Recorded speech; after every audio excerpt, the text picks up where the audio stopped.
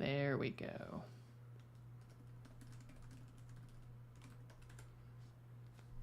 Hey. Anybody able to hear me now?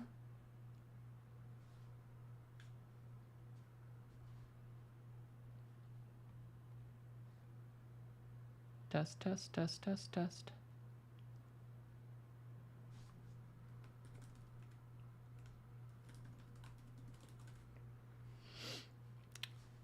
Okay, there we go.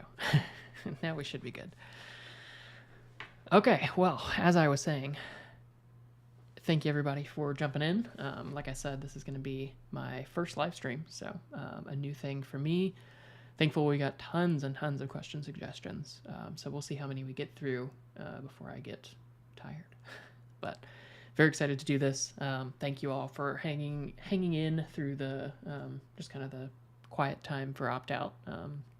As I've mentioned on Twitter and other platforms, step back a little bit to focus on other things, spend time with family, but really excited to jump back in. Have a lot of interesting topics I want to dive into in season 3, and really excited to kick off the next season by doing this Q&A and getting through some things that maybe we haven't covered before in the podcast, some of which we have, but a lot I think we haven't actually touched on. So really excited to dive into that. A couple quick kind of housekeeping notes. I'm not going through the questions in any particular order. It's hard to kind of rank them by best or anything like that.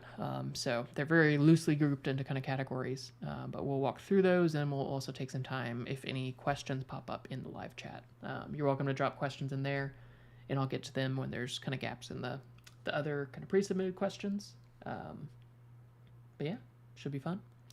Well, we'll go ahead and get rolling here. And we'll talk a little bit more about what's going to be happening in Season 3 later on, but we'll go ahead and start diving into some questions and get into the reason why y'all are hanging out here. Hopefully, we've bought a little bit of time for people to jump into the live stream. But since it's 1:05, we'll go ahead and start rolling through. Okay, so the questions will scroll on the bottom, but I was having a problem getting text to do what I wanted in OBS, so they may be a little bit hard to read, but I'll just go ahead and read them out first before I jump into them. The first question is from D. Martian on Twitter, and he said, how would you convince someone to start their privacy journey who currently feels overwhelmed and helpless in the current surveillance landscape? I mean, I think this is one of the ones that we've covered a good bit on the podcast. A lot of guests bring this up. I bring it up with guests to kind of get their feedback, because I think it's one of the hardest questions to answer in this space, and it really applies to anything that requires personal responsibility. But ultimately, I think the way that you convince someone is that they get burned. I think normally what I run into in my experience is it's hard to actually talk someone through the reasons and get that across unless they've had something happen to them personally, or they've seen somebody around them struggle because of privacy. They've been in an oppressive country, something like that. So the vast majority of the time, I've found that people really need to either have something happen to them, generally something bad, which is unfortunate, or know somebody who's had some kind of a struggle or interaction where the lack of privacy has hurt them in the past. For those who realize that need for privacy but are just feeling overwhelmed, like you kind of keyed on in your question, D. Martian, I think just harping on the idea of every step you take having tangible impact. It's definitely something where it can feel like those steps that you take aren't changing things right away, but each of those tools you're learning to use, each of those services you're disconnecting from, deleting accounts, even something like a password manager, each of those services where you're changing to a random password rather than the same one you use in all those other sites, it's continuing to just reduce your exposure down and give you more and more control over time. So just kind of that idea that we talk about a lot of take it one step at a time, realize that it is a journey and it's going to take some time, but each of those steps definitely does make a big difference. So yeah, thank you for that question, Demartian. And like I said, roughly going through in just kind of categories. So we're starting off with broader privacy questions, and then we actually had a lot more Bitcoin and Monero cryptocurrency questions than we had even privacy ones. So I was surprised at that, but excited to get into those as well. But definitely felt like we should start with the more broad personal privacy related ones. The next question is from Oceanus. He asks, what is my perspective on Google phone numbers to use on less sensitive accounts that require a phone number, like utility bills, internet provider, that kind of thing? I think for this one, I mean, like these types of services, you generally already are giving over your ID, so they know who you are. So this like specific scenario, I don't think is a great use case for like an anonymous phone number service like Silent Link or using like text verified or something like that. You certainly could, and the main advantage would be that if one of them has a leak or hack or something and the phone numbers get leaked, you wouldn't be as affected in that case. But since they already have your ID, this is one of those situations where, like, I personally have a personal phone number that is connected to my ID. I'm fine with that, and I use that on accounts that are connected with my ID, just to have that single space. But I do think that the better alternative would be, where possible, something like text verified. Some sort of way that you can use different phone numbers so that when those inevitably get leaked or sold to a spam company or something like that, you're not having to deal with tons and tons of spam calls to your main phone number, which has happened to me. So it's definitely something I need to work on changing, but I don't think it's necessarily something to go full anon. So I think something like Google Voice is a reasonable thing for that, because you could quickly just disable or switch numbers if you need to, like if your phone number's leaked. So yeah, I think it's a good one, and I think there's a lot of nuance to what service you actually use for each of the things, and I like to judge it on, is this something that I want to remain anonymous or at least not directly linked to my ID, or is it something that's already linked there? Next question is about Mastodon, and all the people who didn't submit names, I'll just call them Anon because it's easiest. So Anon asked, any progress with your Mastodon account plans? Things like bot integrations, cross-posting between Twitter, things like that. I haven't dug into it anymore rather than just creating an account. And the main reason is that I'm not sure that Mastodon fixes the problems that I have with Twitter necessarily. And it's not, I don't think, the ideal solution. So I think in a lot of ways it is better than Twitter. Obviously, less surveillance, less restrictions, less trackers, less ads, that kind of thing, which is a big deal. But the federation with something like that is not, I don't think, a great model, because the problem with something like Mastodon is if you're on a home server and they decide to ban you or limit you or anything like that, it's very hard to actually transfer your data around between federated servers. Let me actually pause and just send out a tweet that we are live now, just to make sure that people know.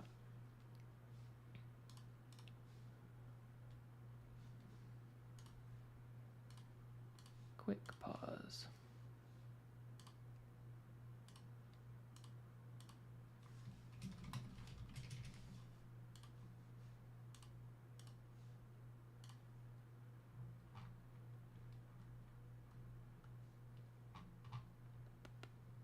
Sorry, guys.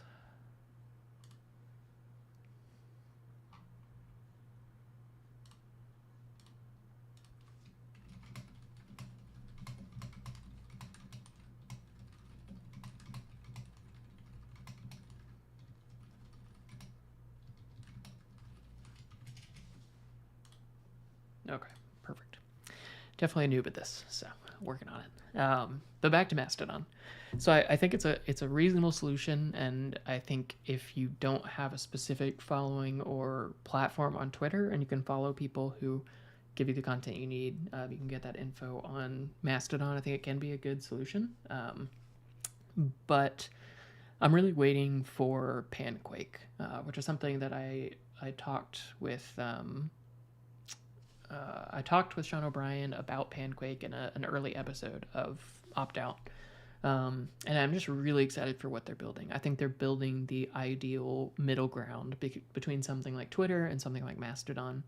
And they're doing it in a way that's not just a Twitter clone, but they actually are building out useful features that put you in control of your feed, you in control of your data, that are privacy preserving. They're taking very smart approaches.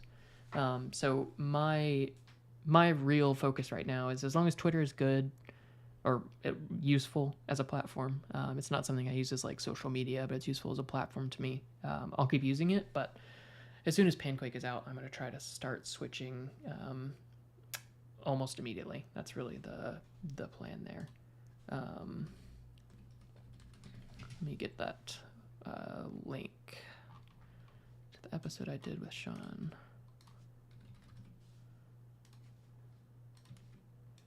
I'll drop that link in chat.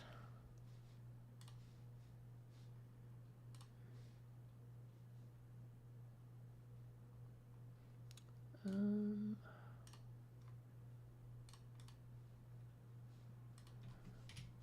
we go. Okay, all set now there. So yeah, I definitely think that something like Panquake is a better solution, but for those who are already using Mastodon, I think it can be a great fit there.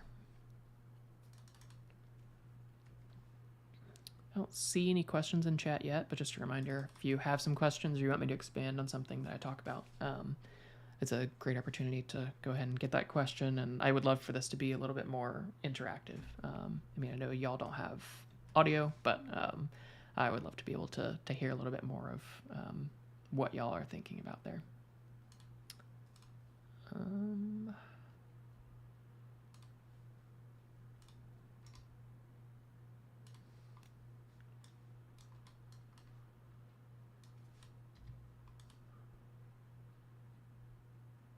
Just trying to figure out why text is not working.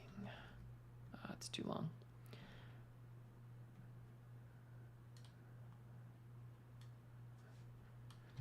Okay, so more text struggles, but this question is, oh, there we go, just within the length.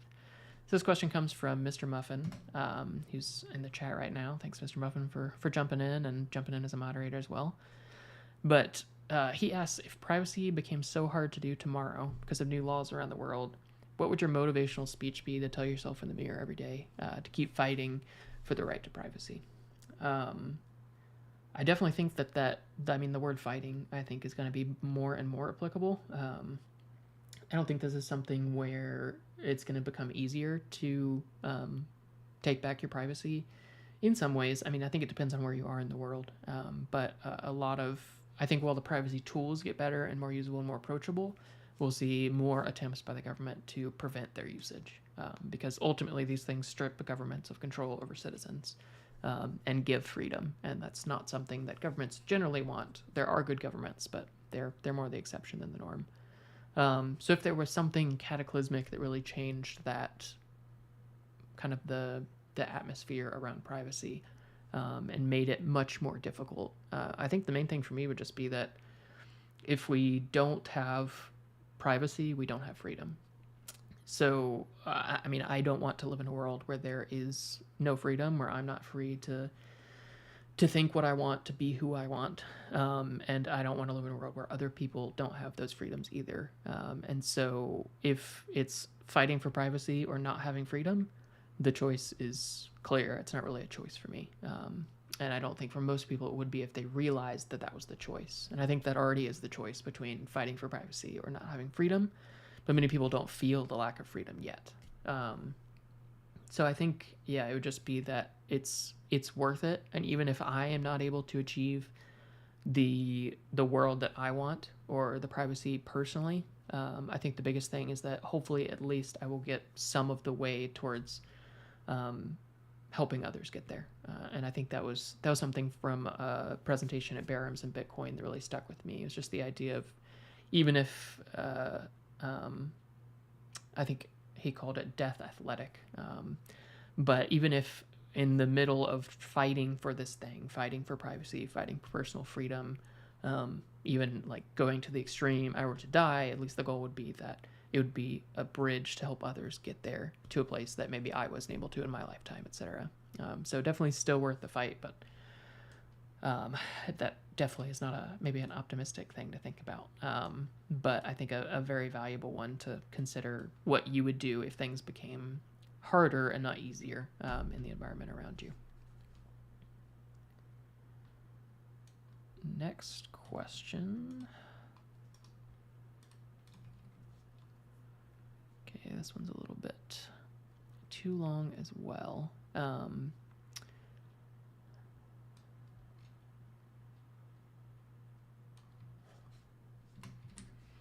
just read it out. I won't be able to have it scrolling on screen because it's a little too long, but I have free Robux said, let's say I'm a student and live in an economy that does not allow me to forward any funds to my privacy and security. I can't buy subscriptions, can't buy a Pixel phone or any new device. What are the things I can do to significantly improve my privacy and security with this in mind, starting from square one? Biggest thing for me, I think, is that thankfully many of the best privacy tools are free as in freedom and free as in beer. And because of that, you generally will be able to take drastic steps to improving your privacy and security without spending a dollar. Obviously, I think if you have the means to spend money and to support companies and developers who are building great things, by all means do that. But obviously, not everyone has that ability. So for those who don't, like in the scenario where you're a student and you don't have any free funds, I think the most important things are just trying to take back the privacy you can with the devices you have. So like basically everyone will have a laptop and a smartphone, or a desktop and a smartphone, something like that, even just a smartphone. Trying to take measures that will allow you to gain increased privacy there. And I know most people aren't going to flash something like Calyx OS or Graphene OS or have a Pixel, but even just doing things like changing the default browser on your smartphone. We'll just go on the assumption that you only have a smartphone. Things like changing the default browser to Brave browser, or if you're on Android, something like Mull, M-U-L-L, which is a great privacy-preserving Firefox fork. It's very similar to Firefox. It basically is Firefox, but with some good defaults.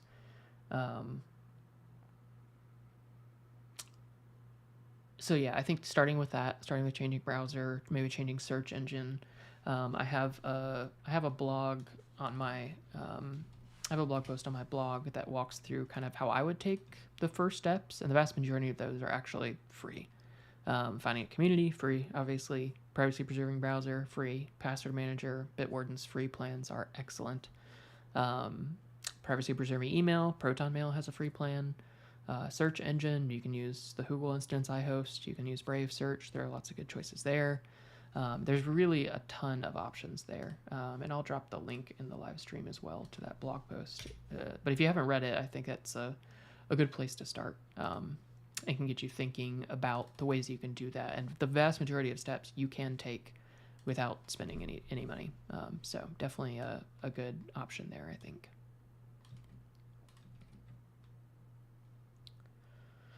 Next question is from Barolo, and he asked on Twitter, do you think having a standalone GPS driving app or device on your car is better privacy-wise than using Google Maps, Waze, Apple Maps, whatever the other options are?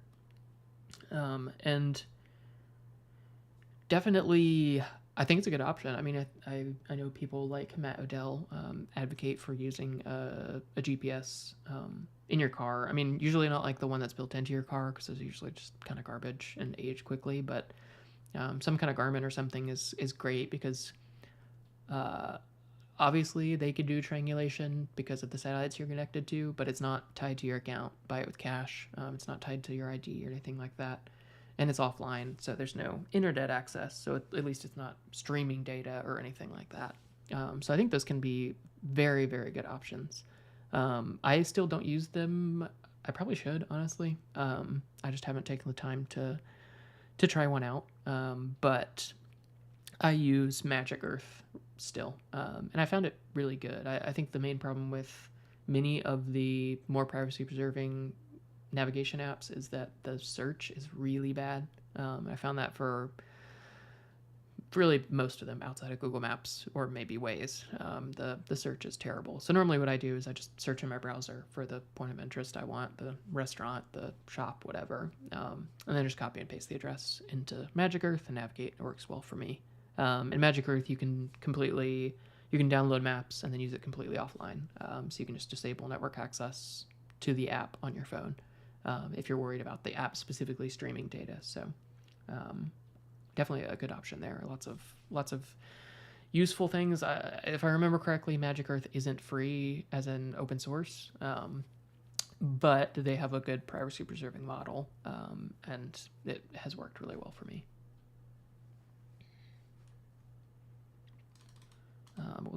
We have another one from Barolo, but we'll jump to someone else first before we dive into that one. So the next one is also too long to show on screen. Actually, we'll see if we can do just part of it. Yeah, we can do part of it. So this one's asked by CJ Bitcoin. Actually, we'll jump into the chat question first. I think this one was also submitted over text. So I'll just go ahead and remove it here.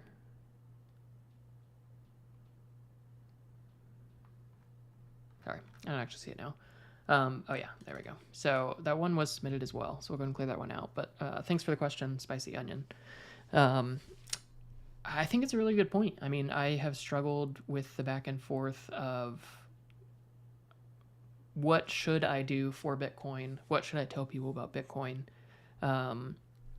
When obviously I'm a privacy advocate first, and my focus is pulling in people and helping them do good things for their personal privacy. And Bitcoin is very problematic for that. But I think I don't know if I could say that I advocate for Bitcoin. If you follow me on Twitter or hear the other things that I talk about, hear me at conferences, stuff like that, normally I'm advocating for Monero and telling you if you have to use Bitcoin for some specific reason, like the merchants you shop at only accept Bitcoin, you prefer the potential store of value in Bitcoin more than Monero, things like that. If you have to use Bitcoin, then I generally will recommend doing it the right way. I'll only recommend that. I'm not going to tell you to use Bitcoin in the default manner. So normally what I'll tell people is, and I'll just keep it really simple here for time, but if you're going to use Bitcoin, use something like Samurai Wallet or Sparrow Wallet, which are two Bitcoin wallets that care about user privacy and that enable you to take back some of that privacy on chain. They're not the easiest to use, but it's possible. And so I will advocate for that only. And basically, I will continually say, if you're going to use Bitcoin, you have to do it the right way. And if you can't do it the right way, you need to not use Bitcoin and use Monero. And so advocate, I don't know if there is the right word, but a lot of the research and content that I put out is around Bitcoin privacy because I'm hopeful that we can change things in Bitcoin. And I think Matt Odell has had a big impact on me to try to help me see that we can try to push Bitcoin to be what it needs to be, because Bitcoin is going to gain adoption, is going to continue to gain market share, it's going to continue to gain people, whether we like it or not.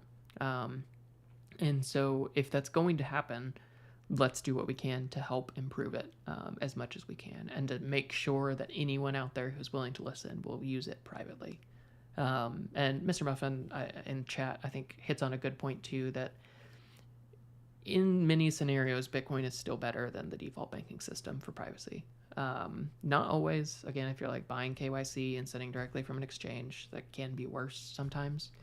But it certainly has advantages. So if you can't use Monero for some reason, I still think using Bitcoin and doing it privately is better than using regular kind of banking tools. But that can definitely be tricky. So I guess in summary, I don't really advocate for Bitcoin, but I basically tell people use Monero. But if you can't use Monero, or you specifically want to use Bitcoin, you need to learn how to use the tools right. And you need to know that it's a problematic and difficult thing, but it is something that can be conquered if you're willing to put the time in.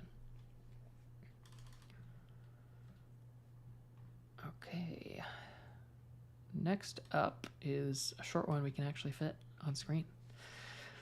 So this next one is from Dave on Twitter, and he asked, "What services are you still using, although they're not private? And then what triggered the privacy journey for you?" So I guess two very separate questions. What service am I using that's not private? I mean, I think maybe the main one would be YouTube. I like a lot of content that's on YouTube, but I try to do it in a privacy preserving way as much as possible. So using Invidious, like the instance I host. I've been using something called Tube Archivist to actually automatically follow channels and download videos locally, and then I watch them locally. So at least there's no data about when I'm watching things, how long, none of the ads, none of the trackers, anything like that. But yeah, I think YouTube's probably one of the main ones. I mean, it's hard to get away from. I think it's a immensely valuable platform, but obviously problematic because Google runs it.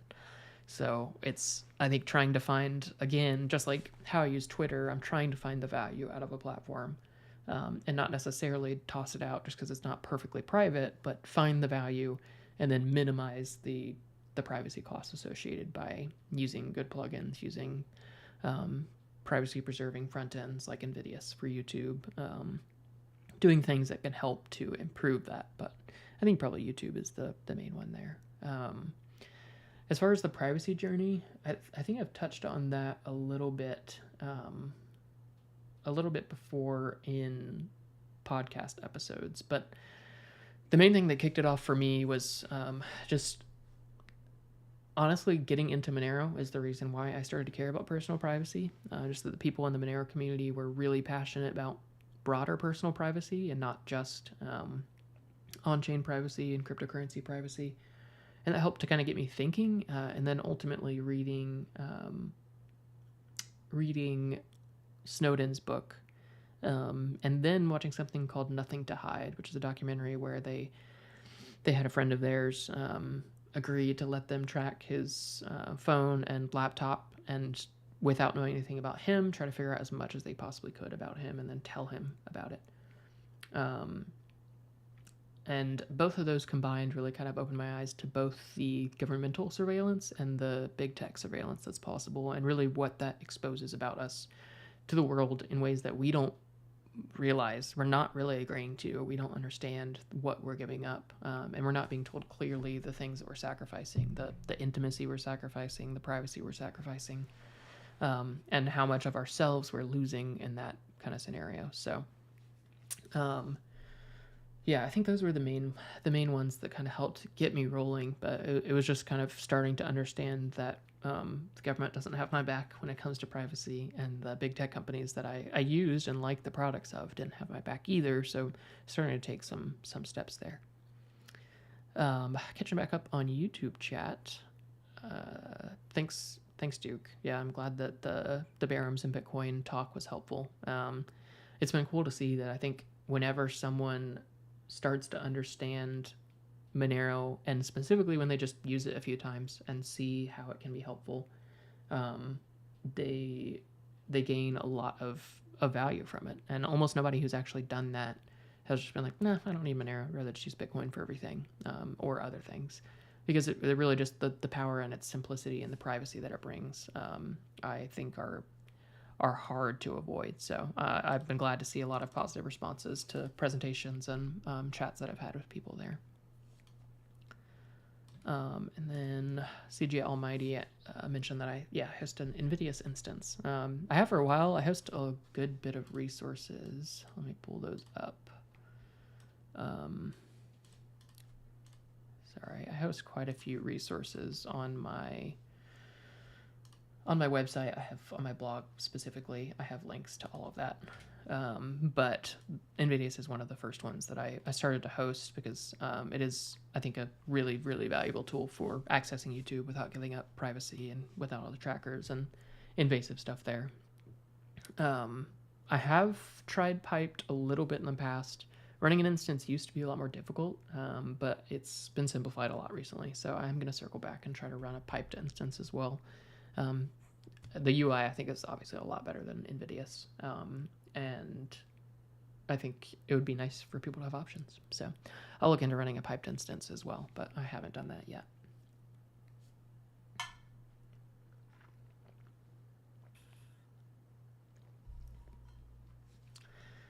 Okay, just a couple more questions on personal privacy, actually.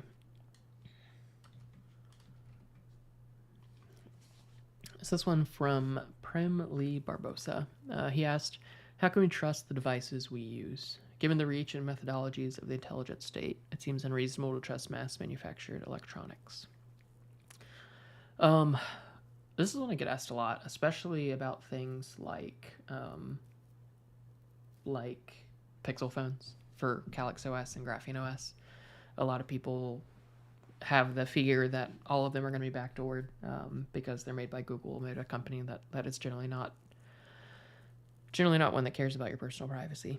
But I think the thing to keep in mind is that governments want to keep people docile. They don't want people to be worrying about their personal privacy. They don't want people to think that the government is spying on them or watching the things that they do.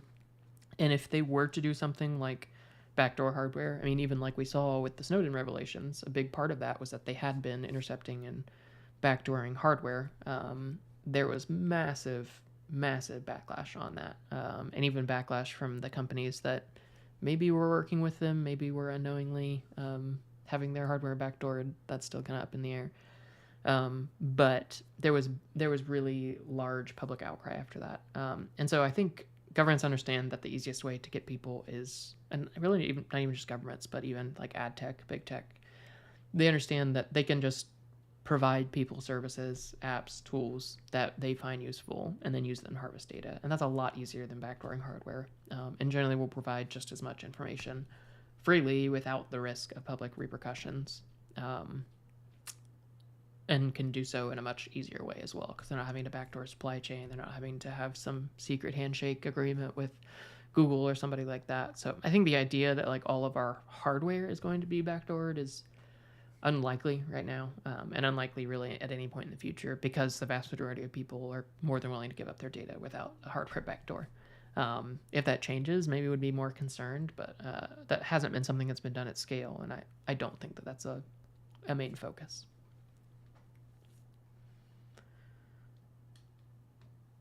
And last personal privacy related question.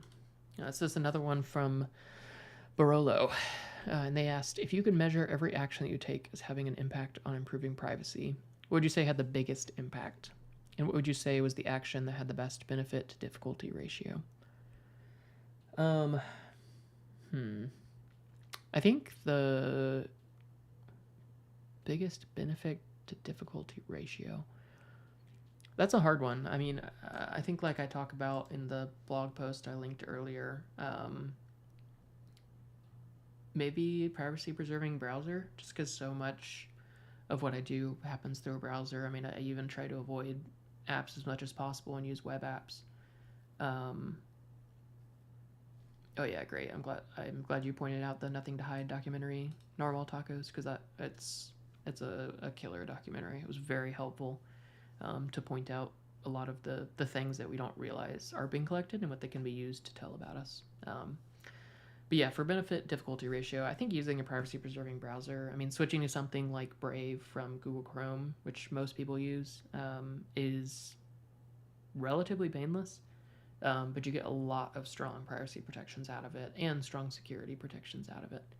So I think that was probably the biggest one. I mean, if we're just not going to talk about tech necessarily, but other steps, I mean, the reason I harp so much on joining a privacy loving community and a community that will be helpful and encouraging and welcoming is that will enable all of the tech stuff much more easily. And generally, joining a community is very easy. Sometimes being a part of a community can be hard because it can be tricky, and sometimes there's always interactions that aren't fun and stuff like that. But thankfully, there's some really good communities. I mean, the community around Opt-out has been amazing. I've had to do basically no moderation in our chat rooms. People have been very friendly and welcoming. They're constantly sharing updates, articles, and information to help each other stay up to date and helping people who have questions. So really, I think maybe finding a community would be the best benefit difficulty ratio in the things that I've done. And like I mentioned, getting into Monero is how I got into privacy. So ultimately, the benefit of joining the Monero community was it is the whole reason that I'm here, which is pretty crazy. but I think that probably had the best ratio there. So that is all of the personal privacy related questions that I had from y'all. Okay, one more question in chat that I'll just go ahead and throw up that we can touch on. From Franklin Farms, he said, isn't hardware already proven to have various backdoors, though? And he mentions the Intel management engine. I mean, this is always a constant topic of debate in the privacy and security and open source communities. A backdoor, I think, is an overstatement of the capabilities of these things.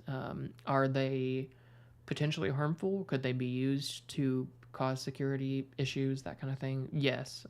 Like disabling Intel management engine is important because it gives you more control over your computer and can lead to better security. So like the main device that I use is a laptop from System 76, and it has Core Boot, which removes as much as possible of the Intel management engine.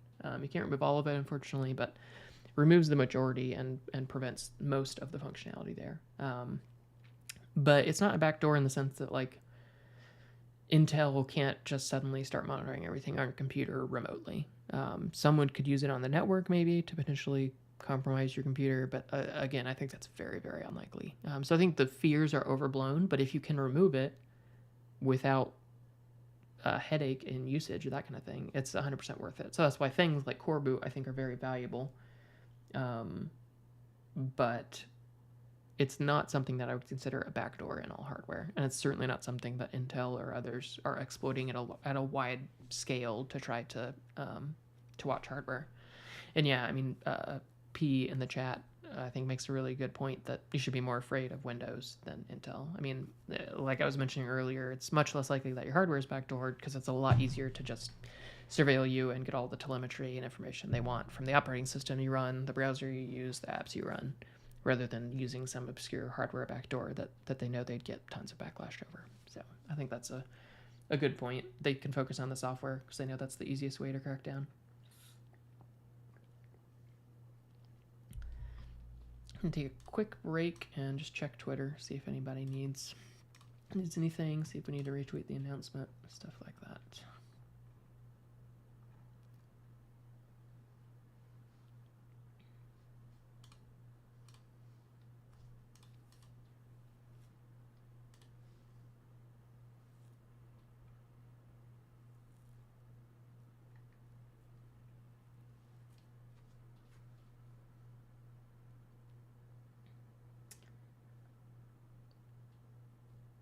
Hey, John Smith, if you want to post your question again, I'm the only moderator. There's no one who can delete comments outside of me, and I haven't deleted anything. So feel free to post a question again, but I haven't seen anything from you.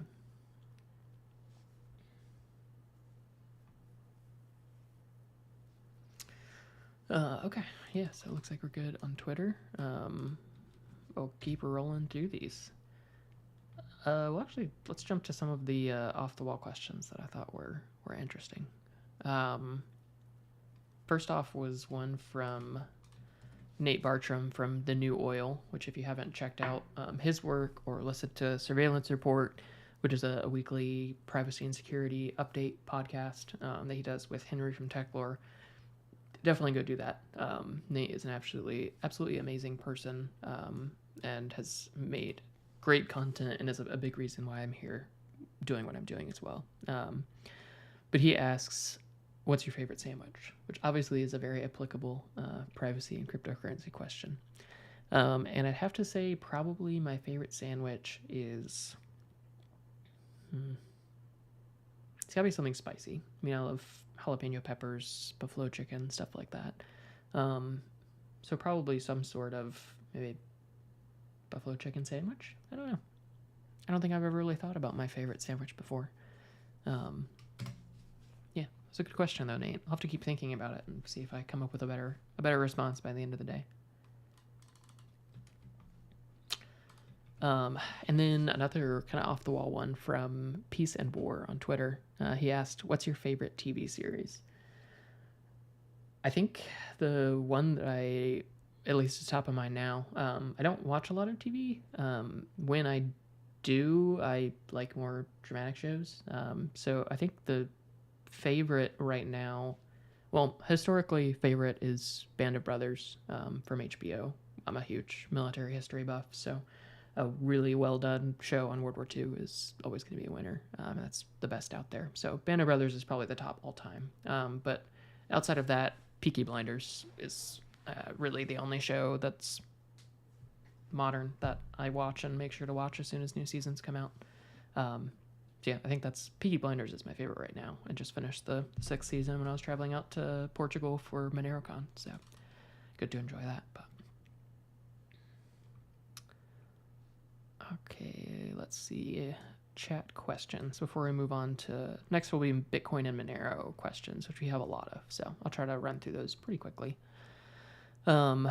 Narwhal Tacos asked if I have a vid on setting up a secure laptop. I don't really have videos right now, but the goal is to start doing that as time allows. Part of that will be hopefully something. It's a good idea to do something on my System 76 laptop and talk a little bit about the way I set up Pop OS, which is the OS that I use, that kind of thing. Yeah, so nothing yet, but hopefully we'll get something in the future. Mr. Muffin, if you want to clarify your question, I'm not sure exactly what you're asking there, but I'll keep an eye out for it and circle back if you don't mind clarifying the specifics of what you're trying to say. Gonzalo Cativa asks, would you use a hardware wallet? So I think generally hardware wallets are a useful way to store cryptocurrency. I mean, it's a good way to have better physical security for your cryptocurrency when you're actually sending funds, because you're able to sign with keys that are never on your primary device. So it's less likely that malware would cause problems or something would steal your keys or your seed. So I think there's a lot of value there. The biggest problem with hardware wallets is that generally when you buy them, you give out your name and address and buy a cryptocurrency hardware wallet, which just tells the world I have enough cryptocurrency to want to own a hardware wallet, which is not a good thing. So unique approaches like Seed Signer, I think are really, really fascinating. Seed Signer is a Bitcoin hardware wallet that you can assemble yourself with commodity hardware. It uses a Raspberry Pi Zero as the base with a screen and buttons. And that allows you to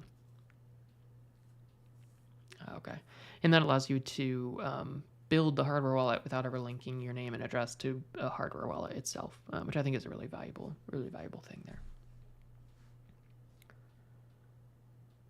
Okay, so John Smith looks like he got his question, and it looks like a URL was causing his question to be automatically deleted because it was definitely not me. So glad he was able to get that through. So he asks, Tor Mobile Browser is basically unworkable lately, especially on text verified. I would assume the problem that you're having is because of the Tor attack. There's a large distributed denial of service or DDoS attack going on against Tor. It has been for 2 weeks now, I think. And that causes a lot of slowdowns, a lot of failures, a lot of problems. So it's been a tricky time relying on Tor. This is a good reason, I think, to at least have a good VPN as a backup. Obviously, they sponsor the show, but iVPN I am a huge fan of. They work very well. They're accountless. You can pay with Monero. You never have to give out email address or anything like that. And a good VPN, if you are a Tor user primarily, when there are issues with the Tor network, at least you have something to fall back on that's not just your ISP being able to see all your traffic. So would definitely recommend having a VPN as a backup for times like this, if you don't already.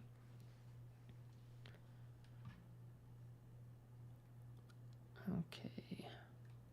Yeah, Gonzalo makes a good point that there's also Sidekick, which the Monero team are working on for Monero, which would allow you to use a second phone as an offline signing device, in a similar way to Seed Signer, in that the device isn't obviously purpose-built for storing cryptocurrency. So it's a really good approach, and I'm excited to see such a cool idea come to fruition. It was funded, so I know that's being worked on, and hopefully we'll be here sooner rather than later.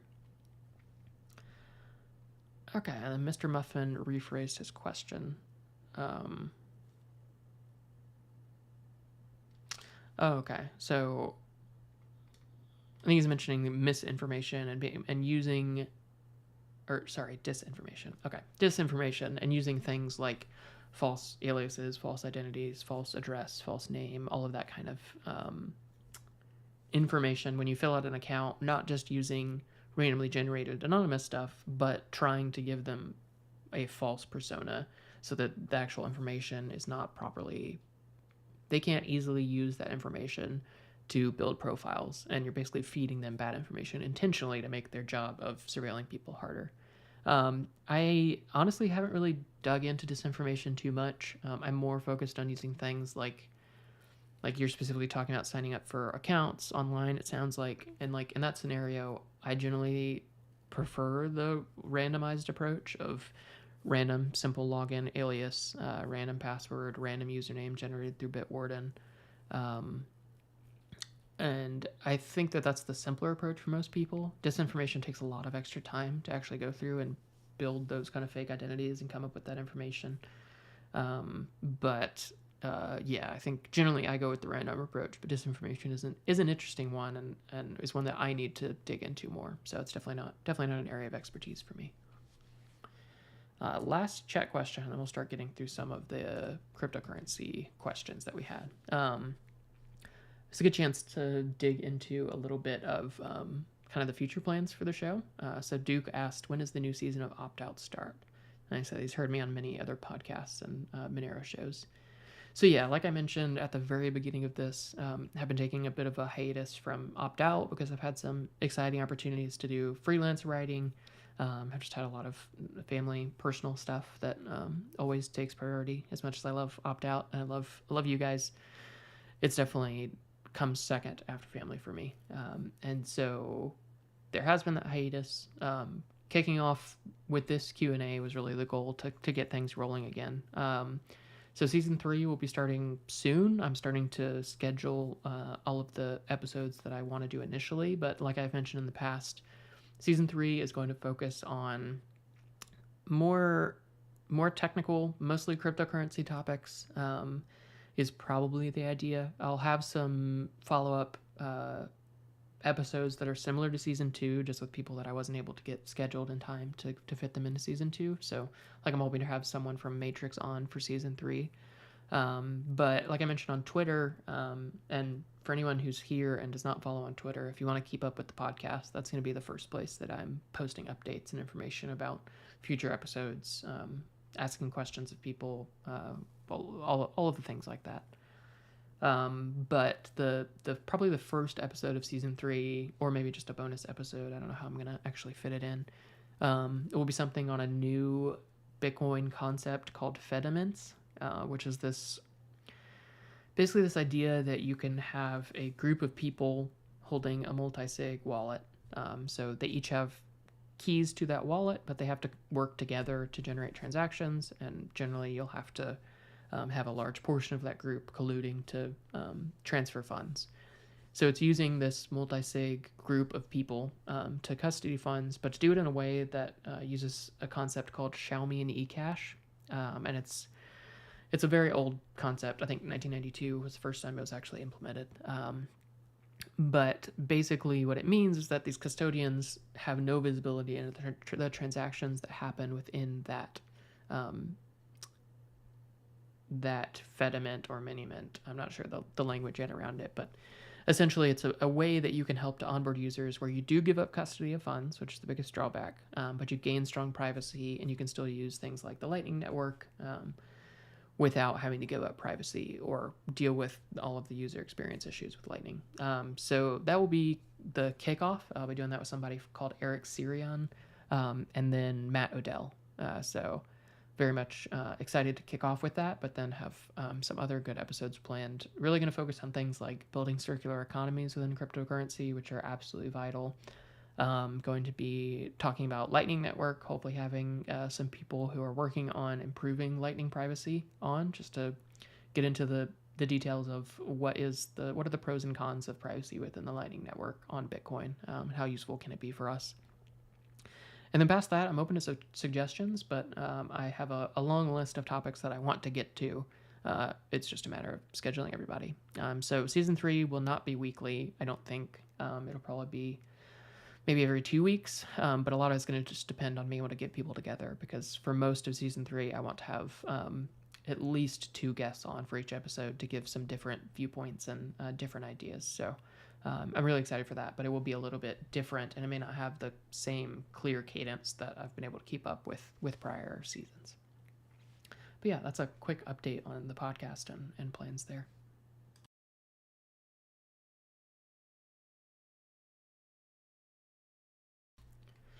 Okay. Now on to all of the cryptocurrency questions. So I've already been going for 55 minutes. I'll probably keep going till maybe 18:30 UTC. We'll see, but we'll go and start rolling through these. So the first one is one that I've been focusing on a lot lately in the Bitcoin space, and that is Lightning Network privacy. So a very quick explainer for people who aren't familiar with the Lightning Network. Basically what it is it's a way to send and receive Bitcoin using a second layer network, where you essentially open channels that you can use to pay back and forth between people. And there are a lot of different privacy concerns with Lightning Network versus Layer 1 Bitcoin. Excuse me. So PC asked, what are the privacy concerns when receiving Lightning on your own sovereign Tor node? Until we get improvements like Bolt 12 or route blinding, which are 2 things that are still being worked on, and I'll go ahead and drop a link to my post that walks through all of the different kind of proposals that are going on for Bitcoin. Let me drop that real quick.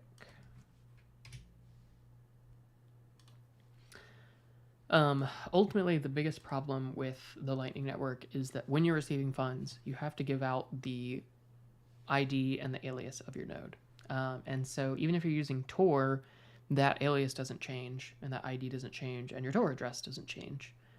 So while they don't learn anything about necessarily the transactions that you're making within Lightning Network, when you receive funds, they learn about your node, which means they also learn about any announced channels that you have with your node.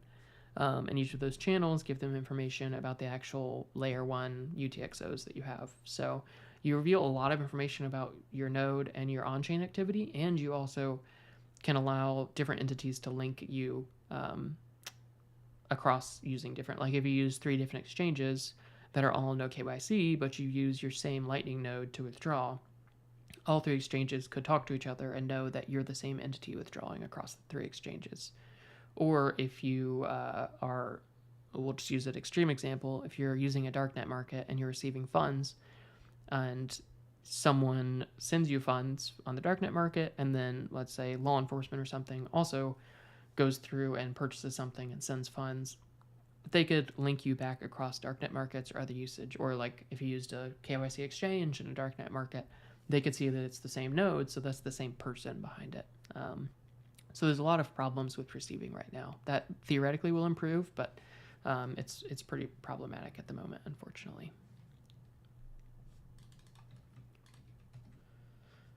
Another good question was, what's the best way to obtain Monero without KYC? From Anon, and he said, I cannot afford to mine. So if you can't mine Monero, which the nice thing with mining Monero is that as long as you have a computer or even a smartphone, you can mine it, but you're not going to get rich doing so normally.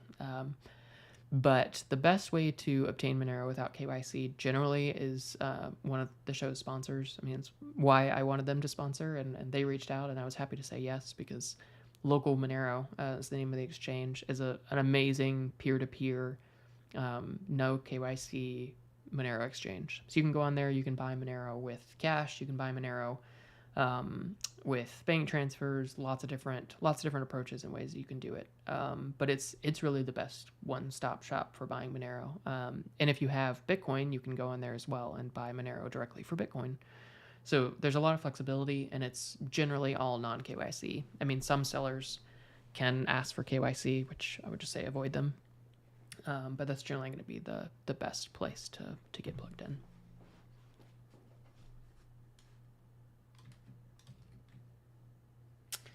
Next one was from Bitcoin Dad, who I went on his podcast. I think it's called the Bitcoin Dad Pod. I went on his podcast maybe a month ago or something like that. We talked a lot of Monero on there. But he asks, privacy and Bitcoin is complicated. Privacy in Monero is easy.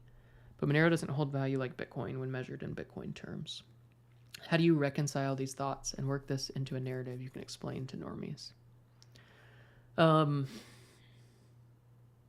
Yeah, this is an interesting one. I mean, I think a lot of it comes down to what do you need to get out of using cryptocurrency?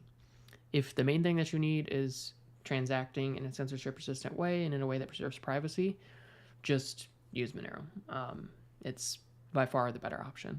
If the main thing that you need is storing value and wealth preservation in cryptocurrency, Bitcoin does have the better long-term track record. There have been times when Monero has drastically outperformed Bitcoin, but generally Bitcoin does have the better record there.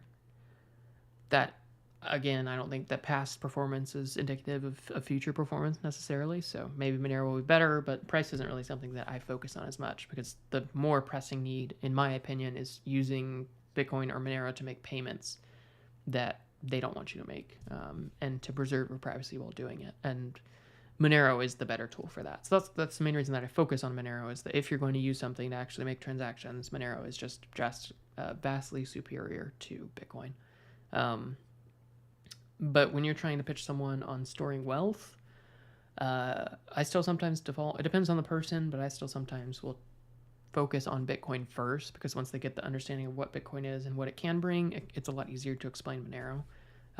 But I've been surprised that a lot of people, that if I start with Monero, that makes even more sense to them than using Bitcoin. When they understand what both are, it seems clear. Like, why would I want to use a transparent asset? Why would I want to use something that costs a lot to transact with? All these different things. But yeah, thanks for the question, Bitcoin Dad.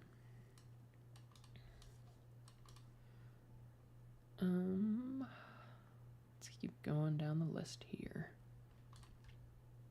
Real quickly, I just want to say thank you to everybody who's tuning in. I know we don't have a huge crowd, but it's first time doing a live stream, so I was expecting basically no one. So it's good to have a few of you on.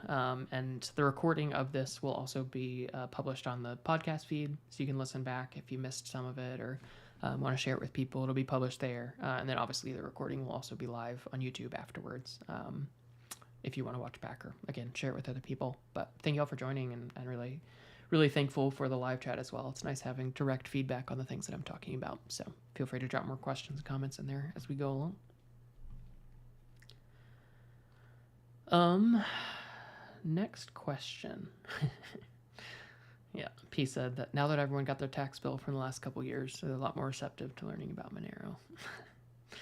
Definitely no tax advice here, but I think a lot of people value privacy more when they see the financial impacts that it could have. And if you, not talking about avoiding taxes, but if you realize that the government can use the lack of privacy to enforce tax collection, they can also use it to enforce other things in the future. And so even if you're on board with taxes, which I'm not necessarily against taxes, I'm not that extreme, and I'm certainly not advising anyone to not pay their taxes. But if you're in a country that's sliding towards authoritarianism, and you see that they can use things like the transparency on Bitcoin or Ethereum to enforce tax collection, that should be a good warning sign that they can also use that to try and confiscate it. They can use that to come knock on doors, etc. The next question is way too long for the text box, so we'll just go ahead and replace that real quick. But scrolling is killing me. I promise the stream quality and the text and everything will be a better next time, but we're learning as we go here. The next question is, Bitcoin and Monero don't have native decentralized exchanges, but atomic swaps enable peer-to-peer or decentralized exchange between many chains. And this is a big thing that the Monero community has been funding and working on. Atomic swaps between Bitcoin and Monero, which essentially allow you to swap between the two assets in a trustless manner, where you can swap your Monero for Bitcoin or vice versa and know that the other person cannot cheat you out of those funds. You will get them, and you never give up custody of funds. So you will either keep your Bitcoin or Monero, or you'll swap for the other asset and nothing in between, which is a big step forward and a great tool for getting away from centralized exchanges that will generally have to have KYC and other things like that to be regulatory friendly. Continuing with that question. He asks if these atomic swap transactions are detectable on chain. We'll answer that. He has a couple other sub questions around this, but basically, right now, atomic swaps are detectable on chain, unfortunately, and that is due to Bitcoin. They're not detectable on the Monero side because Monero is fungible, and the way that the transactions work are just like any others. But on the Bitcoin side, they are unfortunately detectable. With the new atomic swap approach that's being built out called Farcaster, that actually will make it so that if the atomic swap goes properly, it won't be detectable. They're using something on the Bitcoin side called Taproot that basically will hide the script that's used for making the atomic swap, unless something goes wrong. And like if the person on the Monero side tries to cheat the Bitcoin person, they basically have to reveal that script on chain to resolve the dispute. So if it goes properly, they will have privacy on both sides. If not, then they'll have to reveal that and basically be just as bad as it is right now, not worse, but have the opportunity to be better. So Farcaster, the kind of coming atomic swap protocol, will be an important step forward there. And then he also asks, if not, it seems like there could be a risk of acquiring a UTXO that is blacklisted or being actively monitored.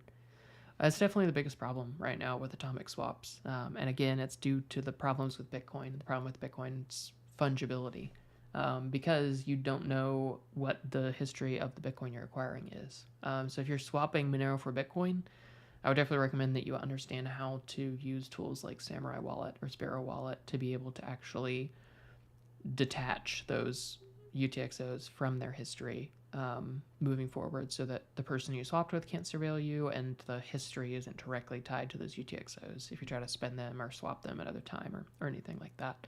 It's definitely a concern, and there's no way to prevent it other than doing chain analysis, which you shouldn't be doing. So in theory, we could see this world where people will watch the Bitcoin that's being proposed for the swap and back out if it's not something that they're comfortable with the history on. But ultimately, yeah, like Saturnity is saying in YouTube chat, you need to understand how to use Whirlpool, which is the way to coin join Bitcoin, which is a whole nother topic, but it is a way to remove that history and detach the forward usage of the Bitcoin you gain from that from the past history.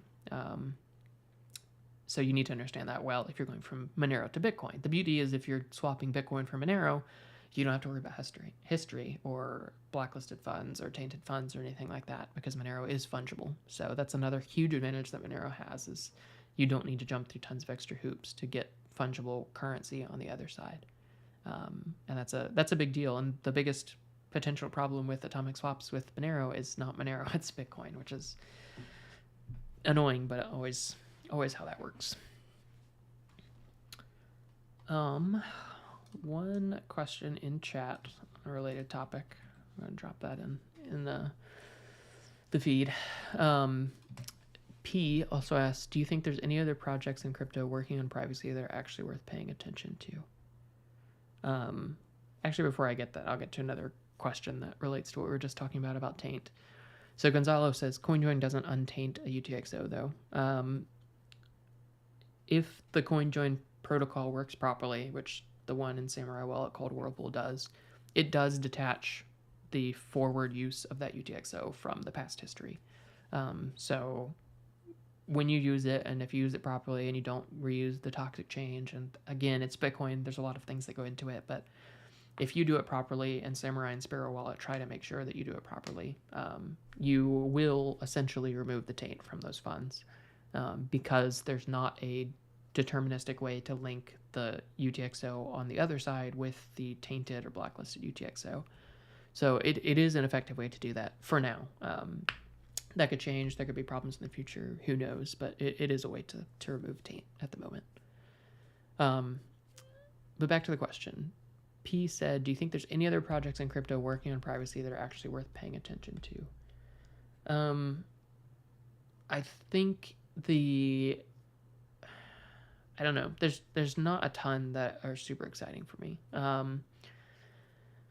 As much as Monero people hate it, I think Zcash is doing some really interesting things with transactional privacy. I think a lot of the other aspects of the project are very poorly thought out and handled.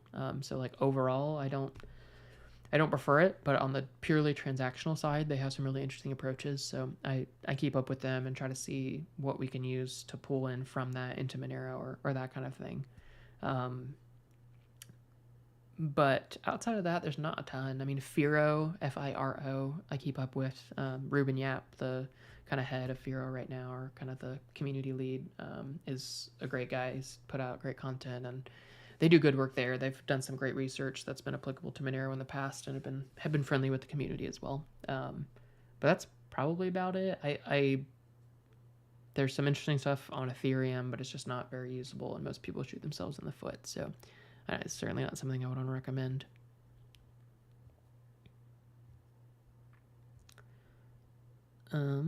Let's see. So there's some more conversation about the tainted UTXOs. So Gonzalo says you're just swapping a UTXO for another one when you mix.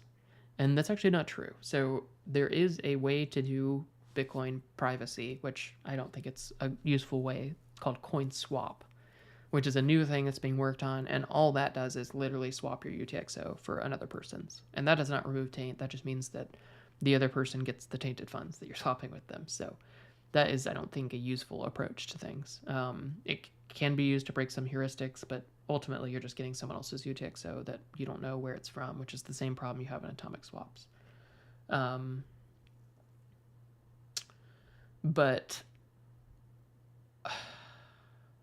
yeah, with CoinJoin itself, with, again, a properly working protocol like Whirlpool, you're not just swapping a UTXO for another one. You're entering a mix and you're making that UTXO on the input side and on the output side completely disconnected. There's no way to connect between the input and the output, or to connect between any other of the inputs, someone else's UTXO, maybe it's also blacklisted, maybe not, to one of the outputs. So you're not just swapping UTXOs, you're essentially creating a transaction in such a way that you break the deterministic links. And there's no way for someone looking on chain to say, this fund is tied to this one.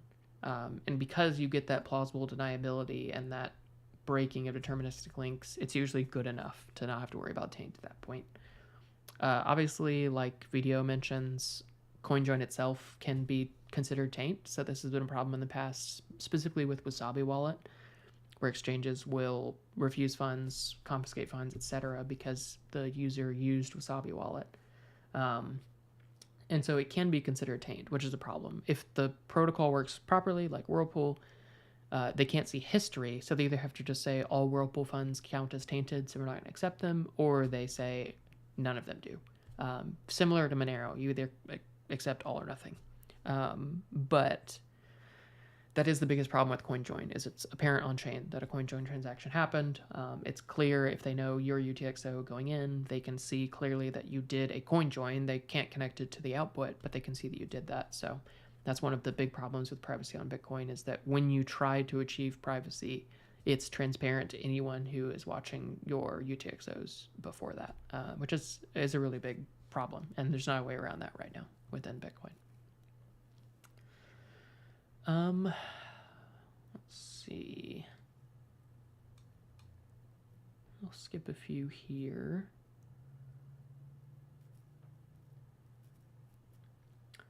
There's a good question. I think it's going to be too long to... Nope. It's going to be too long to fit into the text box. Yeah. I'll just fit a portion of it. So Anon said, does Monero's ASIC-resistant mining create a risk that a 3-letter agency or special interest group could rent a bunch of servers and disrupt the network? And he asks, if so, what are the risks? So ultimately, yes. I mean, the only real problem with ASIC resistance, like in Monero, which for anyone who doesn't know, that basically means that in Monero, the developers have built a protocol so that anyone can mine Monero. If you have a computer, a smartphone, whatever, you can mine Monero in a reasonable way. In Bitcoin, it's dominated by something called an ASIC, or an application-specific integrated circuit, which means it's a CPU. You can think of it like a CPU built to do one specific thing, and it does that incredibly well. And so since you can't mine Bitcoin with a CPU or anything like that, you have to buy special hardware. And the main advantage of having to buy special hardware is if someone wants to attack the network, they have to buy that specialized hardware to be able to do so. They can't just rent out an AWS data center or something like that to try and attack the network. They have to get that specialized hardware and set it up, or rent it from someone else, or that kind of thing. Like, there are ways to do it, but it is more difficult. But with Monero, since it's ASIC resistant, general compute, like in AWS and Google Cloud, in data centers, supercomputers, etc., they could be leveraged to perform an attack against Monero. And that is definitely, it's a concern. It's a potential problem. They could do things like mine empty blocks so that you couldn't transact. If they were big enough, they could try to double spend funds. There's a lot of possibilities there. So that is a problem. But the other beautiful thing of ASIC resistance is, if that started to happen, literally anyone with a computer could join the fight and start mining Monero to help push back against that attack. Whereas if an attacker in Bitcoin had enough ASICs to attack Bitcoin, you can't just go buy an ASIC at your local store, and most people certainly don't have an ASIC just lying around at home unused. So actually defending against that attack would be incredibly difficult and would take a lot longer, whereas in Monero, we could try to get people who don't normally use Monero to just start mining on their computer to help provide honest hash rate and fight that attack. So that's one of the advantages there, but there definitely is some risk of a state-sponsored attack using compute power that's run by AWS, Google, that kind of thing.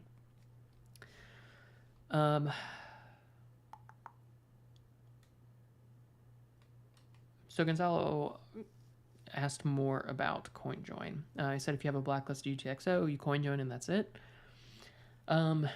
Yes, in theory. Again, if you do it correctly and use the proper tool like Samurai Wallet, you can remove taint from those funds. But that is pretty difficult to do. It's time consuming, it costs fees, etc. But that is the beauty of having a useful tool like Samurai Wallet or Sparrow Wallet on Bitcoin, is that you can actually achieve some privacy and you can remove past history from funds.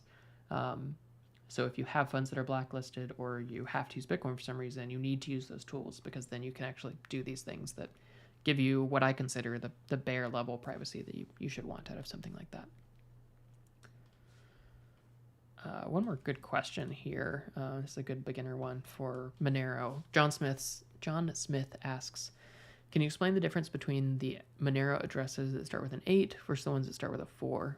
And do you need to use a new 8 address each time? And then one more sub question that we'll get to after that, but quick drink before that. So in Monero, this will change in the future. There's some really interesting advances happening there, and there was a really good presentation at MoneroCon in Lisbon by Justin Berman on the kind of coming changes to addresses. But for right now, within Monero, there are two main types of addresses. There are more, but we'll just focus on those, which are your primary address is normally the one that starts with a 4 is called the primary address or main address. And then sub addresses, which are the ones that start with an 8. For each seed phrase, you only have one primary address. You only have one address that starts with a 4. But for each seed phrase, you can generate essentially infinite sub addresses. The beautiful thing with Monero privacy is that if you give someone your address, they can't gain any information on chain about it. So if I gave you my Monero primary address, you couldn't see any of the transactions I've received, sent, anything like that, because Monero uses something called one-time addresses or stealth addresses, so that the addresses actually on chain are completely disconnected and unable to be linked back to that address. But, and this is the reason that I advocate for people not to reuse addresses and not to use their primary address. And again, this is something that will change, but for right now, I recommend you using a new sub-address, that address that starts with an 8. Generate a new one at least for every entity you transact with. So if you receive funds from somebody, for each person at least, or just every time you receive, it can be easier to just do that, but at least for each person, generate a new subaddress. And the main reason for that is just so that if they collude with someone else, like say you use 3 or 4 different exchanges that are no KYC, but if you use the same address, they could talk and they could know that you're the same entity. So again, they don't learn any on-chain information about you. They can't look up transactions or anything like that. But they can collude to say, okay, this is the same person withdrawing Monero these times. And then they can start to use that to try to gain some off-chain information about you. But if you used a new subaddress with each one, there's no way for them to know that you're the same entity because those subaddresses can't be linked back together. And they still can't see any of the on-chain activity. So generally my recommendation is use a new subaddress at least per entity you transact with, if not per transaction.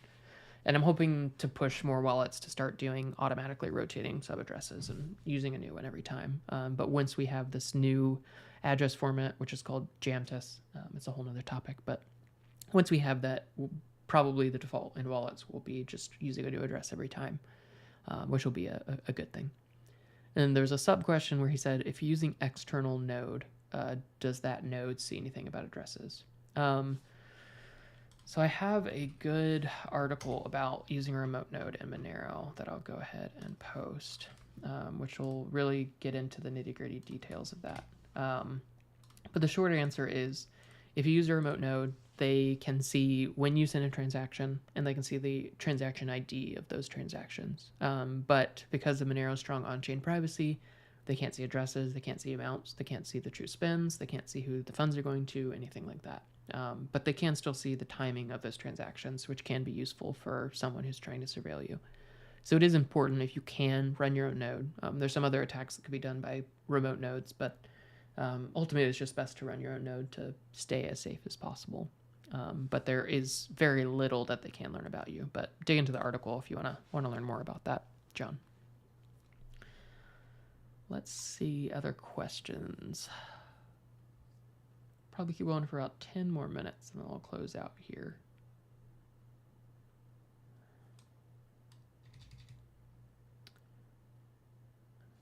So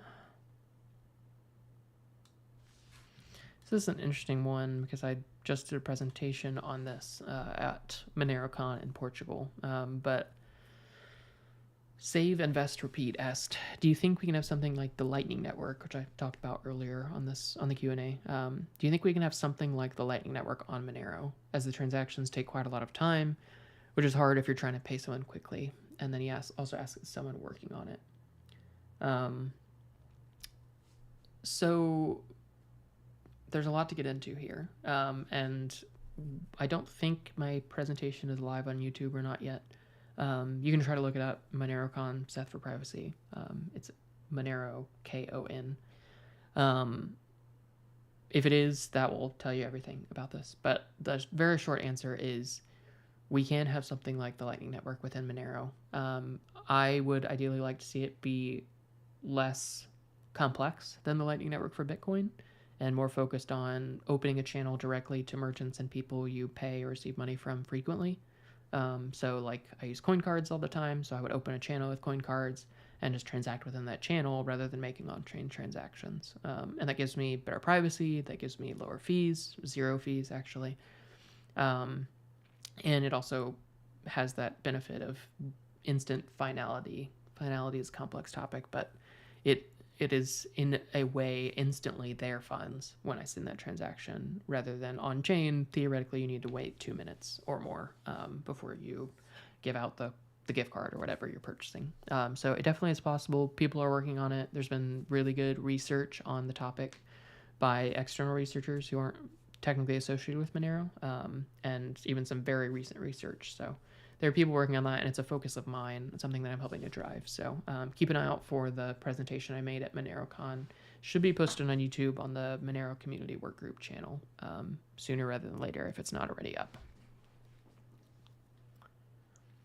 Okay. Nate from the New Oil says your fireside chat is up, but not your solo talk. So yeah, hopefully the solo talk will be up soon. Definitely keep an eye out for that because I think it's a fascinating topic within Monero. But thanks for pointing that out, New Oil. On the topic, I think this one's pretty well related, so we'll roll with this one next. Cavallero asks, can a cryptocurrency that's not private at the base layer, such as Bitcoin, become private with further developments? And I assume he means like layer 2 networks, something like the Lightning Network. Or would those inherit the transparency and other characteristics? Ultimately, this is the main problem with the Lightning Network right now, is that the privacy is problematic because of the on-chain privacy issues in Bitcoin. So like within the Lightning Network, when you, like I was talking about earlier, if you're receiving funds, like if you send me your node ID so I can pay you, or you send me an invoice so I can pay you, I can see all of the UTXOs on chain that you use to fund those channels. And I can start to figure out information about what you've done on chain. I can figure out amounts, where you spent funds. Yeah, basically all of the problems at layer 1 bubble up to layer 2 and cause a lot of the privacy problems at layer 2. So it's very hard to fix privacy issues at upper layers when there are problems at the base layer, because in cryptocurrency, you have to settle at the base layer always in some way. And so if that base layer is not private, like in Bitcoin, you have problems.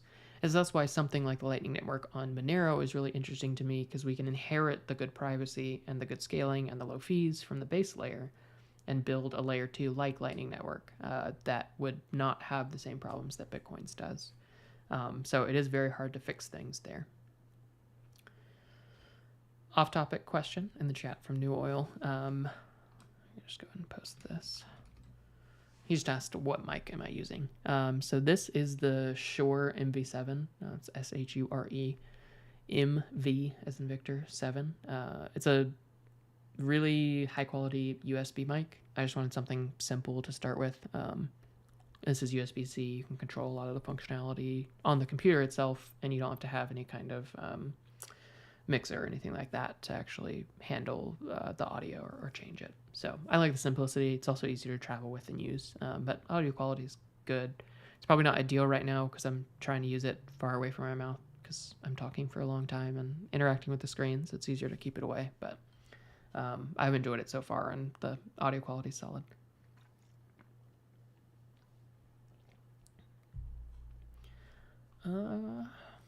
Let's see. Yes. There we go. Shrink it down a little bit, make it fit. So Gonbatfire asked, what's your opinion on crypto-backed physical notes? It says that he thinks they could be useful for regions that have poor internet access to the internet, or maybe even places with no internet at all.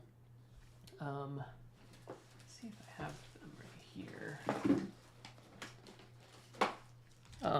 Yeah. Almost spilled water. So there's actually a really interesting concept called the Open Dime, which is a Bitcoin hardware wallet of sorts that you can use to put funds and then transfer by just giving it to someone, and then they have the funds that are on it.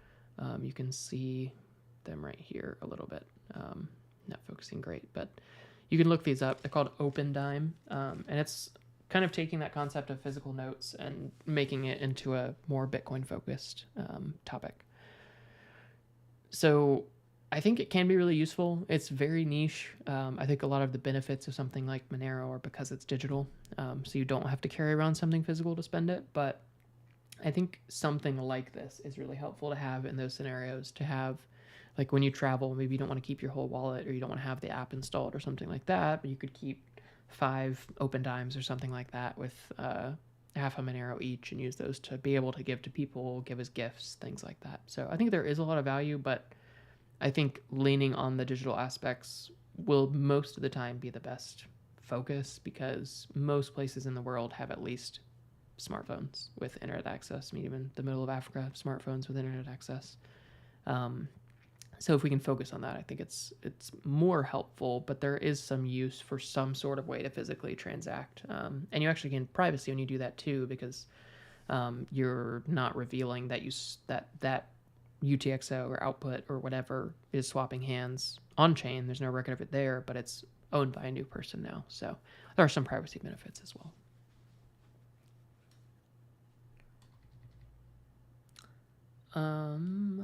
Let's see. See if this one will fit. We'll have to take some out.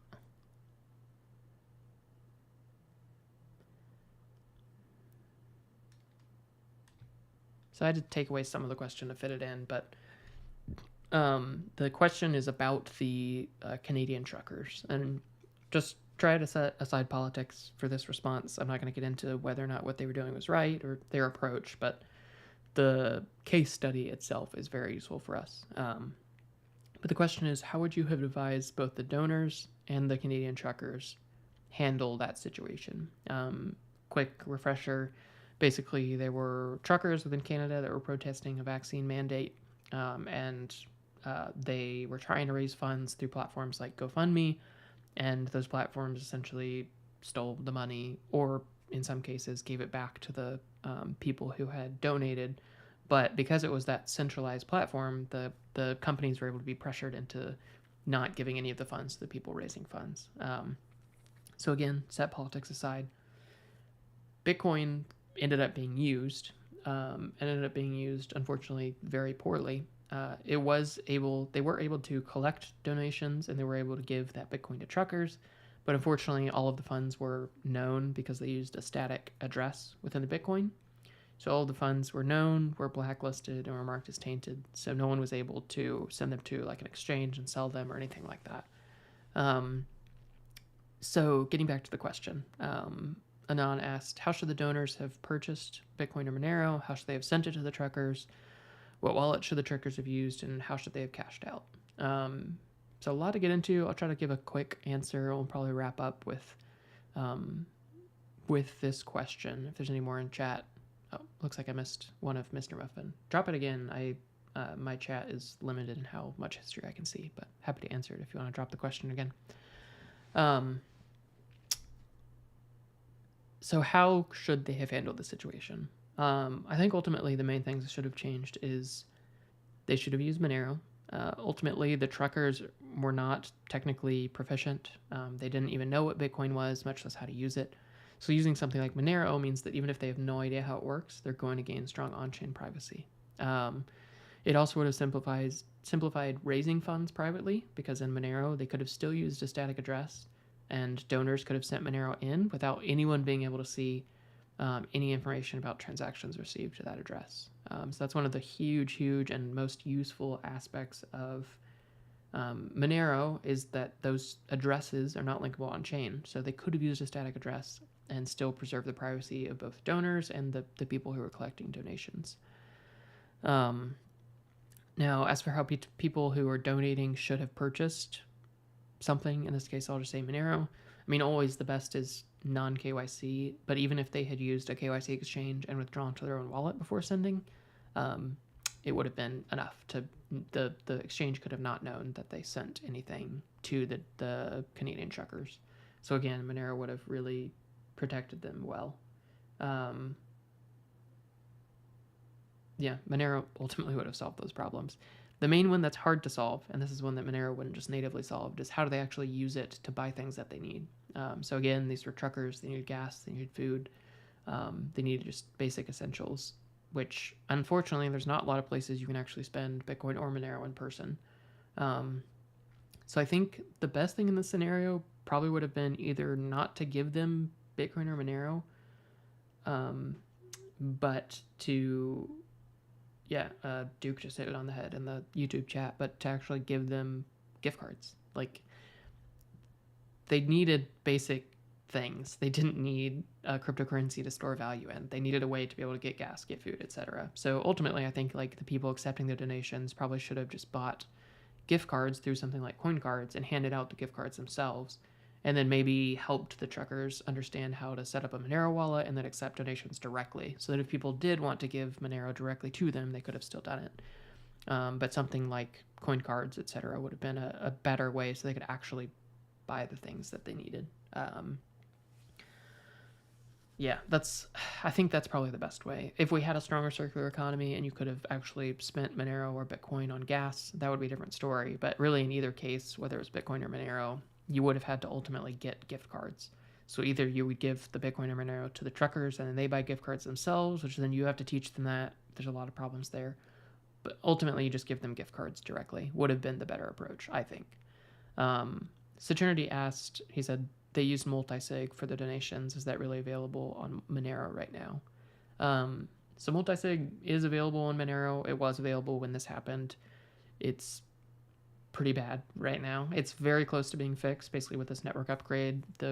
All of the core issues, the security issues, the bugs, the user interface are going to be fixed. So it would have been a lot easier after this network upgrade. But before, they could have done multisig as well. It's possible. It just would have been more complex. And if one of the people accepting donations was malicious, there are ways that they could have tried to screw with it. But yeah, as IFH says in chat, all of this comes down to if we want these tools to be usable in adversarial scenarios like the Freedom Convoy, the Canadian truckers we're in, we have to have a circular or parallel economy, because if we can't actually spend this stuff anywhere, it so greatly complicates actually benefiting from the tools. So it's really important that you try to work with merchants, try to get the people that you enjoy buying things from, the services you use, etc., to accept Bitcoin and Monero directly. And obviously my focus is Monero, but even Bitcoin would be better than not having it. Try to help build these economies yourselves. Sell things for Bitcoin and Monero yourself. Do work for Bitcoin and Monero. Lots of ways to help to drive these things. And the more people doing it, the more people actively buying and selling, the more services you're using Bitcoin and Monero to purchase. It creates this snowball effect that will continually build that up and make these tools much more useful in the real world and not just in a hypothetical world. Because most people don't just need to be able to hold funds, they need to be able to buy things. And especially in scenarios like this. So yeah, I think building those circular and parallel economies are super, super important. And I'll drop real quick a blog post form of a talk that I gave on building circular economies, because I think it's very relevant to this. Oops.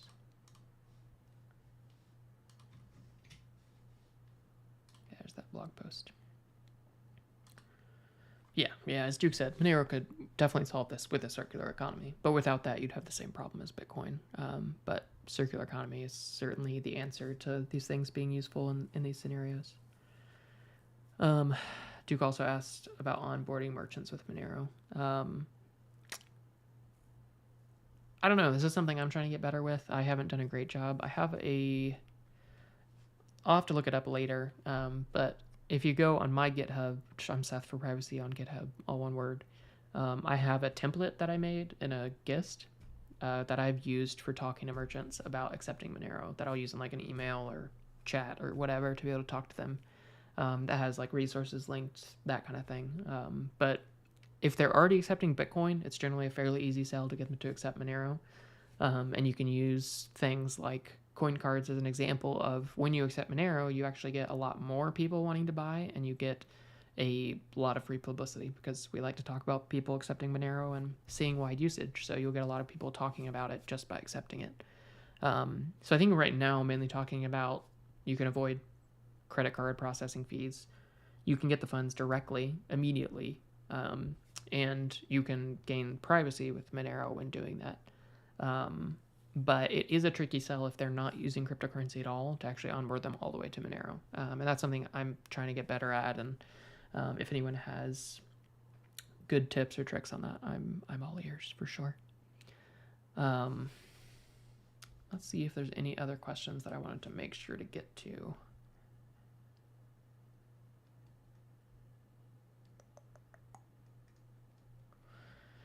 I think that's probably about it.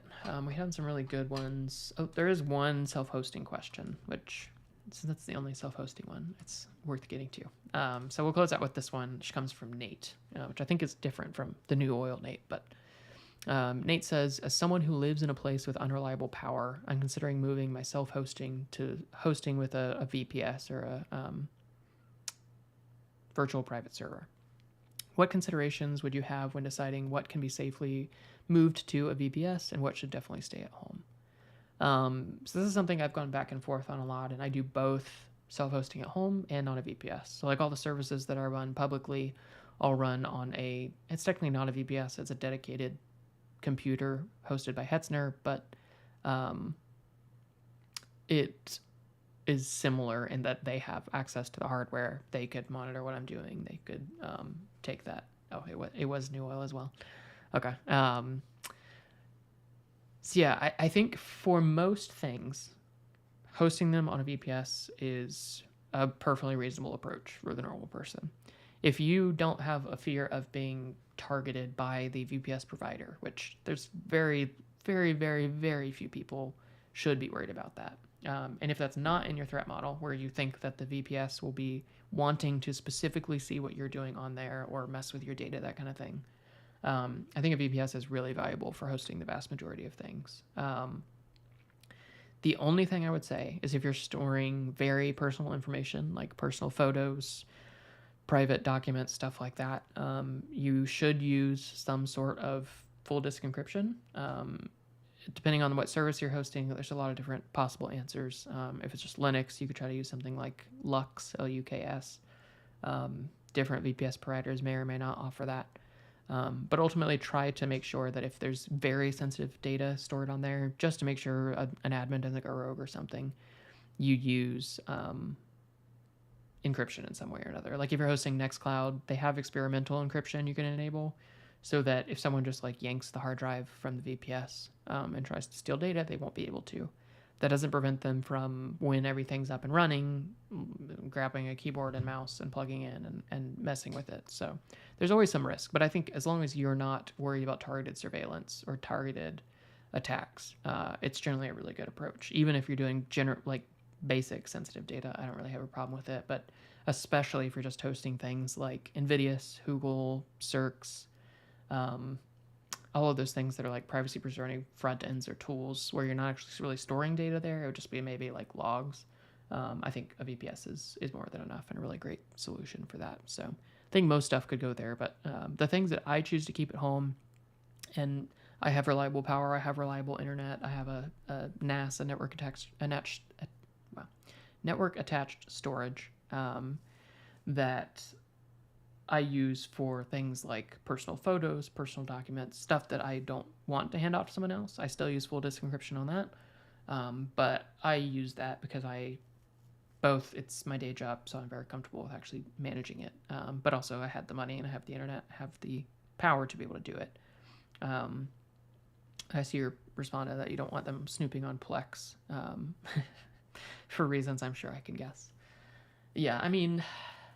Yeah, again, I think there's very little chance that a well-known VPS provider is going to be looking at what you're doing on disk. As long as you're not doing something blatantly illegal and harmful to them, like if you're using VPS to torrent specifically, they might be mad because the owners of that digital media or whatever could go to the VPS provider and say someone's torrenting on your network, and they'll find it and they'll shut it down.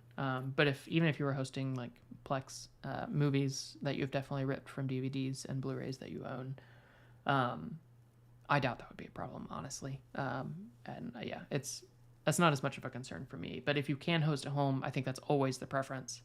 And if you have reliable internet and power, you can get really good, cheap solutions like old Lenovo laptops, old Lenovo ultra small form factor, like mini PCs that are great for using for that kind of thing. And then just getting like a terabyte SSD or something, you can roll with that. But if you don't have reliable power, all of that's going to be problematic, really. So a VPS, I think, is a great option there.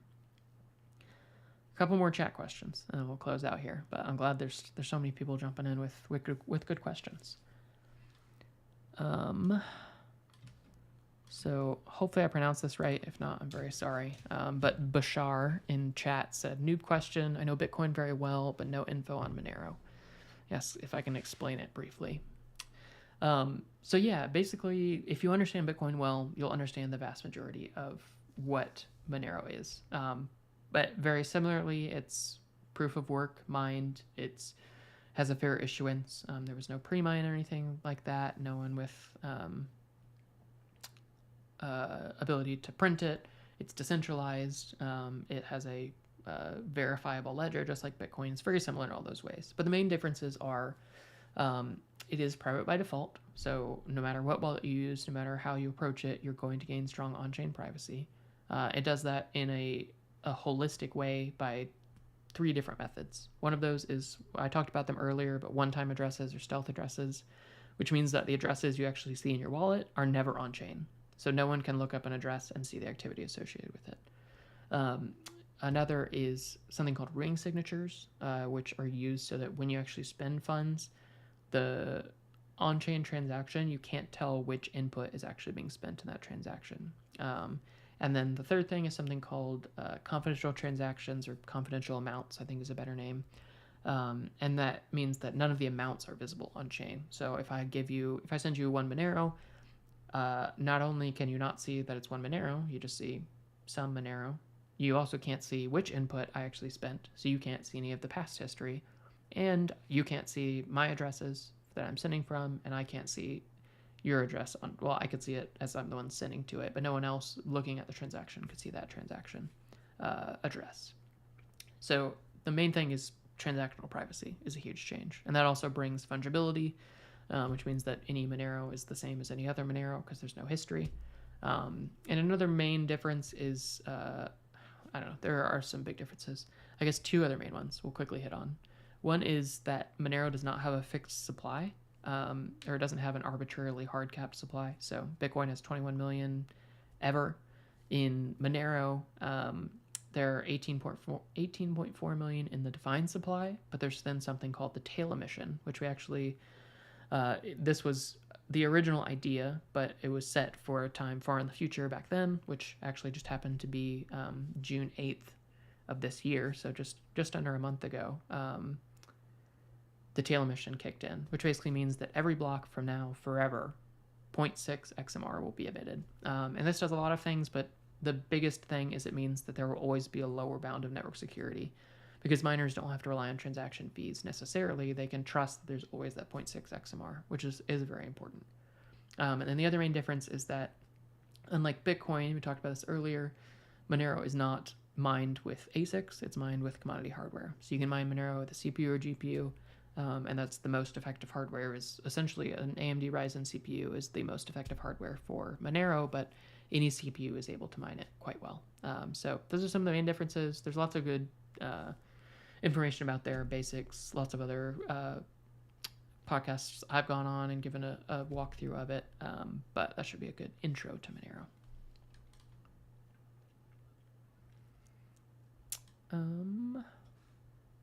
Yeah, so someone mentioned to the new oil get a UPS. I do have a UPS because I had some problems with power outages in the past where we just get blips, but when you have a NAS, it's a pain in the butt.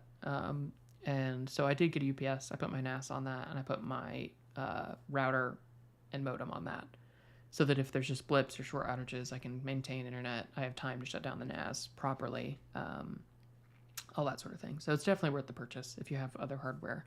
And they're not too expensive. I want to say like $80 or $90 was my UPS, which works well there. So, next question is from Cody. He asked, "What's your opinion of Brave Search?" I've been using it for the last few months, actually, and I really like it. I think it's the best option right now, honestly. Hard to tell what the future will be of it, and I've had some weird issues lately with them making me go through basically like robot detection just because I'm using a VPN, so hopefully that won't continue. But I think it's the best centralized option. If you want to host something yourself, I think Google or Cirx are great options as well, but for an unhosted version or a centralized version, I think Brave is the best tool out there today. I've gotten away from DuckDuckGo because I don't like their approach, and I don't like their search results anyways. Start page is reasonable, but I wanted to use a search engine that doesn't just rely on something else for the results, but actually are building the index themselves, which Brave does. So I definitely recommend trying it out. I've been enjoying it a lot. Okay. I think we will go ahead and wrap up there. It's a good hour and 45-minute stream. So thank you to everyone for jumping on. This has been a blast. I've never done anything live like this, especially not with live chat. So have really enjoyed being able to chat with you all, walk through a ton of questions. I love that so many people submitted questions beforehand. It's really encouraging that people are willing to take that time to submit a question and want to get the response. So very thankful for that. Thankful for everybody who tuned in on the live stream. I'll put the regular sponsor segment in the recording that goes on the podcast feed, but I just want to, and this isn't sponsored. They're not paying me to do this, but just want to say a thank you to the sponsors of Opt Out, Cake Wallet, Local Monero, and iVPN. Just all of them have been amazing. They've been amazing throughout this hiatus that I've taken. They're a huge reason why I've been able to continue to do this, even when life has been crazy and with having a full-time job on top of this. And they've let me carve out some extra time for this, and I hope can help me to turn it into something that is more of my time in the future. But just want to give a thank you to, I missed Mr. Muffin's question, so we'll get to that one in just a second. But just want to give another thank you to sponsors Cake Wallet, Local Monero, and iVPN. I will only accept a sponsor that will actually build a product that I will use and that will take feedback and that will let me work with them to help them improve their product. There's certainly, I don't take on sponsors lightly. So when I have a sponsorship, it means that I value them. I use the thing, and I find it very useful. And I will only share things that I think will be beneficial to a broad user base. So definitely check them out if you haven't checked out Cake Wallet. Local Monero, which we talked about, is a great Monero exchange. Cake Wallet is a Bitcoin or Monero wallet. And then iVPN is my favorite VPN service. They're great, and I got to meet somebody from the iVPN team in Portugal as well. That was a great time to meet someone face-to-face and build some more of that trust that's required when you're using a VPN, as we've talked about on the show. Now, that one last question, Mr. Muffin. I almost missed it again. Sorry about that. He asked, when you use a custom ROM flashed on a phone, what are your main concerns regarding security rather than privacy? So this specific question is why I prefer to use something like Calyx OS or Graphene OS instead of Lineage OS or EOS or other things, and why specifically I recommend using a Pixel phone, because I don't want my phone to be a major security risk all the time. And with other mobile operating systems, they can require you to keep the bootloader unlocked, which exposes you to a lot of attacks if someone physically has your phone. And that's a big problem for me. Mobile security especially is very, very important, because your phone is, just a second, let me just disable this scrolling. Your phone is with you, but you could also leave it places. If you're at a restaurant, you forget it, you go to the bar, you forget your phone, etc. That could be a serious problem. Or if you're going through TSA and they confiscate it, there are lots of times when you can be separated from your phone in ways that you usually wouldn't be from a laptop or desktop. And so mobile security is very important to me. And because something like Calyx OS or Graphene OS allows you to keep the bootloader locked, and especially with Graphene OS, which they take a very hard approach to security in addition to privacy, I think there's a lot of benefit to those, because you are actually gaining a lot of the security back that you get with stock Android. I mean, stock Android and iOS have very strong security, and like iOS is good third-party privacy, there's a lot there, but they generally have very strong security. So being able to keep that while increasing the privacy offered, which is what both Graphene OS and Calyx OS do, I think is well worth it. So that's why I recommend people get a Pixel phone and flash one of those two operating systems, because they do allow you to keep at least the vast majority, if not even increased security over stock Android, which is very, very important. So yeah, thanks for the question, Mr. Muffin. Sorry it took me so long to get to it, but I got to it. Hopefully you were still on stream when I got to it. But yeah. Okay, well, we're gonna go ahead and stop there. Thank you everybody again for tuning in. Keep an eye out for future episodes. I'm working right now on scheduling multiple. But again, if you don't follow yet on Twitter, be sure to follow there. That's how you'll best be able to keep up with the podcast. So follow on Twitter. I'll post updates. Hopefully we'll have new episodes rolling in soon, and definitely am planning on kicking things off and really getting back to the swing of things, because I've been missing Opt Out. But yeah, thank you everybody for joining. Have a good rest of your day.